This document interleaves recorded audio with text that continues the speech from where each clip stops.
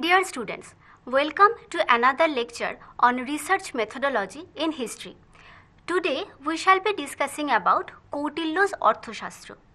One of the most significant treatises on statecraft that have survived from the classical period is Kautilya's Arthasastra. By classical period we mean the period between 600 BCE to 600 CE. It provides a comprehensive understanding of the complexity of administering a kingdom. It is a commonly held belief that the Arthasastra was written towards the end of 4th century BCE by a cunning and ruthless statesman named Chanakya. He proposed using unethical means to achieve political goals, hence the name Kautilya, the crooked one. Now, who is this Kautilya or Chanakya? It is believed that Chanakya was the chief minister of the Emperor Chandragupta Maurya, who had reigned from the period 320 to 298 BCE. However, there is very little historical evidence from contemporary sources that support this assumption. In the accounts of the Greek ambassador Megasthenes, who had visited the court of Chandragupta Maurya, or other ambassadors who followed Megasthenes, are silent about the existence of Chanakya or Arthasastra during the reign of Chandragupta Maurya. Ashokan inscriptions are also silent in this regard. In fact, there is only one single verse at the end of the Arthasastra that directly links its composer to the legend of Chanakya. Otherwise, the composer of Arthasastra is referred to only by the name Kautilya and never as Chanakya. Many scholars, however, believed that this aforementioned verse was not written by the original composer of Arthasastra, but it was added to the text later. The association between Chanakya and Kautilya finds its fullest articulation in the Sanskrit drama Mudra Rakhosh, which tells the story of founding of the Maurya dynasty and takes Chanakya as its main character and identifies him as Kautilya and displays a thorough knowledge of the Arthasastra. It is interesting to note how the legend of Chanakya and the Arthasastra of Kautilya have become intertwined in historical memory. According to historian MacCleish and Olivelle, the textual elements of Arthasastra suggests it heavily draws upon several pre-existing sources dealing with the different aspects of statecraft, and it has undergone revisions at the hand of at least one editor or redactor who had added some of his own material to make the text more coherent as a whole. Redaction of the Arthasastra suggests that it was used for academic curriculum. The various topics of the original texts were redivided into chapters of minimum length, and each chapter was given a memorable verse at the end to make them more teachable. However, Arthasastra lacks the distinctive pro-Brahminical bias or program that characterizes the normative legal treatise such as Dharmashastras. In fact, its perspective on society deviates from the pro-Brahminical political theology as well. The text placed much more importance on political success or artha than on Brahminical law, that is dharma, or sensual pleasure, that is kam. If Kautilya is to be found anywhere in this text of Arthasastra, it is probably in the role he prescribed for the counselors or the mantrins or the advisors to the king. The counselor discuss with the king the most sensitive matters of the state and help to administer and empower the kingdom. The most powerful of them was the counselor chaplain or the mantri purohita, who was a Brahman and who combined political acumen with magical and divine powers and operated as the king's right-hand man. Considering all these factors, it seems that Kautilya was an esteemed royal counsellor and a teacher who spent his life among other politically minded individuals in the courts or in the councils, debating and expounding issues pertinent to the statecraft. Now we shall be looking at the location and the date of the Arthasastra, or the time period of the Arthasastra. In its discussion on timekeeping, the Arthasastra records that the gnomon of a sundial cast no shadow during the lunar month of Ashar, which falls during the summer solstice. It is only along the Tropic of Cancer that the sun is directly overhead at this time. Presumably, Kautilya's information was based on local conditions somewhere in north-central India. Secondly, Kautilya discusses the administration of seaports within a kingdom.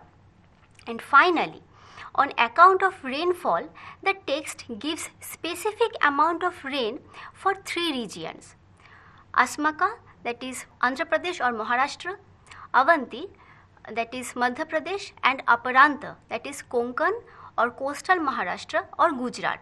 These regions. As for the period of its composition, one can find there is a reference of the importation of Alexandrian coral from the Near East.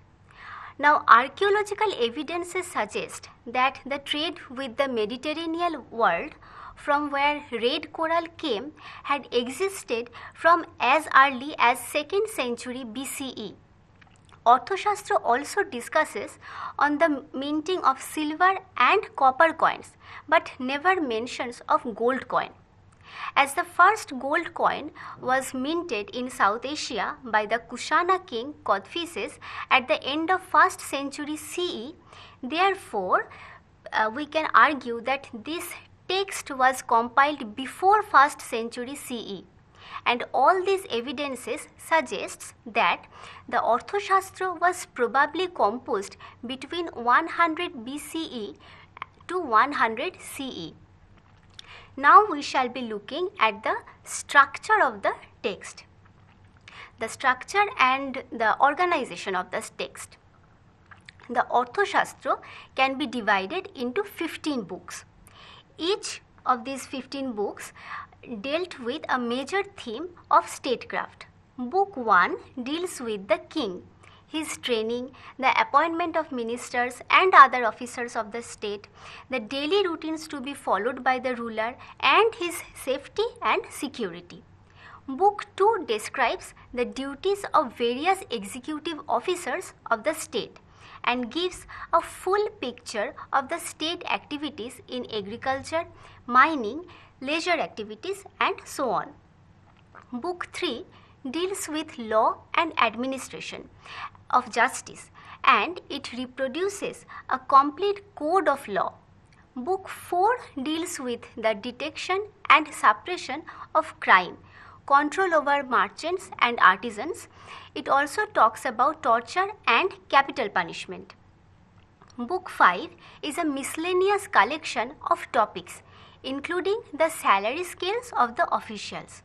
Book 6 contains the theory of the constituent elements of a state and the theory of foreign policy. Book 7 contains an exhaustive discussion on 6 methods of foreign policy and how they may be used in various situations. Book 8 is concerned with the Vyasanas, usually translated as calamities. Book 9 deals with the preparation of war and a detailed discussion on different kinds of troops, the proper condition of starting an expedition, and how to guard against dangers before starting the expedition. Book 10 describes the main battle camp, types of battle arrays, and different modes of fighting. Book 11 describes how a conqueror should tackle the oligarchies which are run by a number of chiefs instead of one king. Book 12 discusses how a weak king, when threatened by a stronger king, should frustrate the former's design and ultimately overcome him. Book 13 deals with the conquest of enemy's fort by subterfuge or by fighting. Book 14 deals with secret and occult practices, and Book 15 describes the methodology and the logical techniques used in this work, which includes declarative statements and citation of earlier works or earlier authors. These 15 books are further divided into 180 topics, and these topics had been redivided into 150 new segments called chapters. However, there are many topics within a single chapter, and sometimes one topic is spread out over several chapters. The 15 books have informally divided into two halves and an appendix. The first half of the book, that is from book 1 to book 5, discusses domestic administration, while the second half, that is from book 6 to book 14, discusses interaction with other kingdoms and military strategy.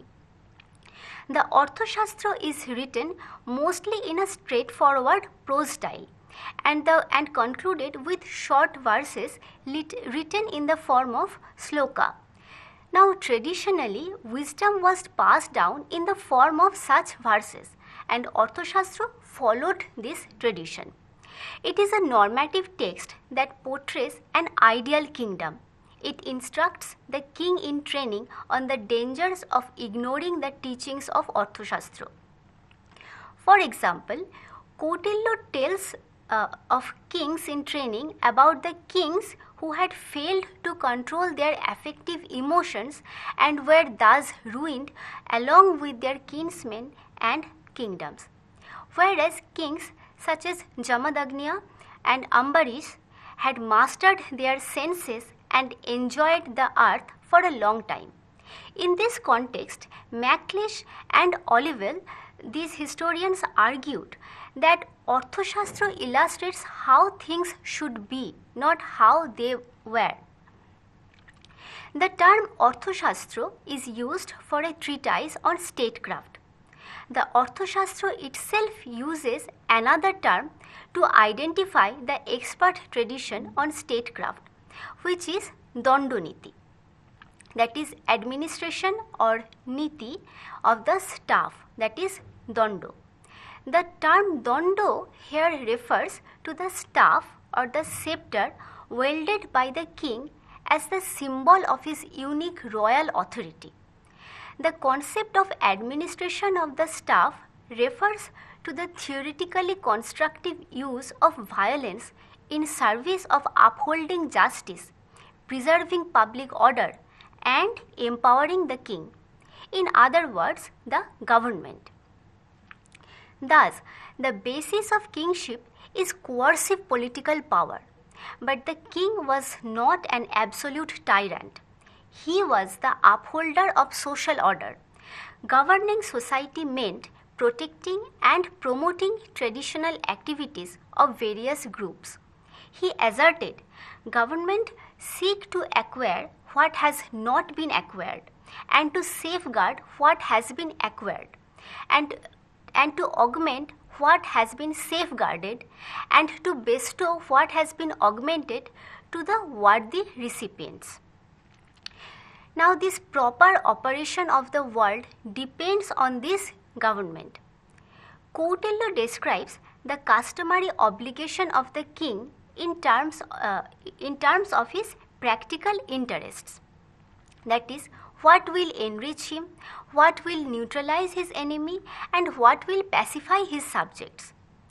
For Kautilya, monarchy is a form of government does not take its shape as a response to the need of the people, but it is a traditional institution, the inner logic of which is explained by the ambition of the king and is animated by the king's unique capacity to coerce and compel others. However, kings were not all powerful despots, but had to negotiate with a variety of individuals and institutions. The king was also a patrimonial king who acted like a father to his subjects. The Arthasastra encourages the king to be approachable, but Kautilya also reminds that there is never equality between a parent and a child.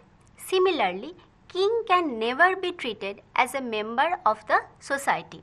Other than monarchy, Arthasastra mentions political formations such as confederacies and tribes.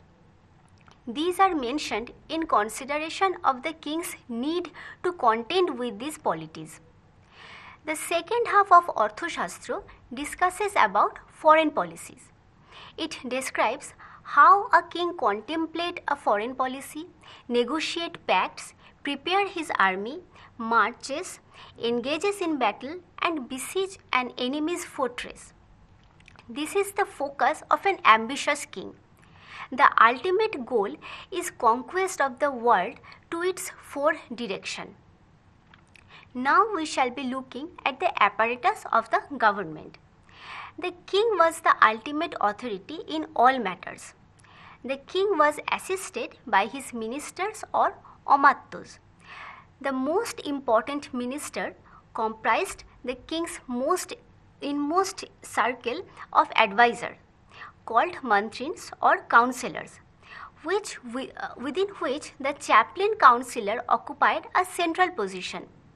The Mahamatras were next in the hierarchy of bureaucracy. This was a generic designation for senior officers who performed a wide range of duties, from reviewing annual accounts presented by the superintendent to participating in the process of succession at the death of a king. There was collector or samaharta who were responsible for the territory or the janapad outside the capital city. The city manager or mayor or nagarika was responsible for the capital city. Both of these officers looked after the internal security. The collector was assisted by a group of magistrate or pradrashta. City manager was assisted by revenue officer or gopa and county supervisor or sthanika. Dharmastha were in charge of dispute resolution and functioned as judges in court of laws. Probably they worked under the collector and city manager and paralleled the institution of magistrate. As many as 35 superintendents oversee state's economic infrastructure. These are the largest number of officials. They were known as adhyakshas or superintendents. Another important official was the royal scribe who drafted royal correspondence, especially those related to foreign power. Another important officer was the treasurer or sannidhatra. Much of the royal administration focused on diplomacy and military operation. Kings made decisions in matters of peace and war with other kingdoms. The Arthasastra favors treatise to open hostilities. But once diplomacy had ended and conflict had become inevitable, the king took his army into the field under the coordination of an army commander. The king maintained an extensive intelligence network or the espionage system. These agents not only gathered information about the subjects or other officers, but also they carried out whatever the king needed done secretly. There are many instances which belie Kautilya's adherence to Brahmanic religiosity. There are instances when political expediency took precedence over religious conviction. For example, the criteria for passing the test for the office of consular chaplain, one has to demonstrate greater loyalty to the king than one's religious conviction. However, Kautilya professed to practice personal faith. It is interesting to note that Kautilya gives more credence to magic than supplication of independent divine powers. he suggests that along with the practical measures, magical concoction gems were also required to protect royal residence and the king. There are instances of extreme immorality, such as advising the king to carry out murders, frame innocent people, and to do whatever was necessary to enhance the king's political power. Nowhere the question of ethics or spiritual consequence of committing such heinous deed appears. Now we shall be looking at the administrative units. The smallest administrative unit was the village. Each village had one headman or elder. For every 10 villages, there was a revenue collection center or samgrahana. Above the collection center, there was a county seat or karvatika for 200 villages. And above it was a district municipality or dronmukha for 400 villages, where high-ranking state officials and judicial services could be found. And finally, a provincial capital or sthaniya for 800 villages.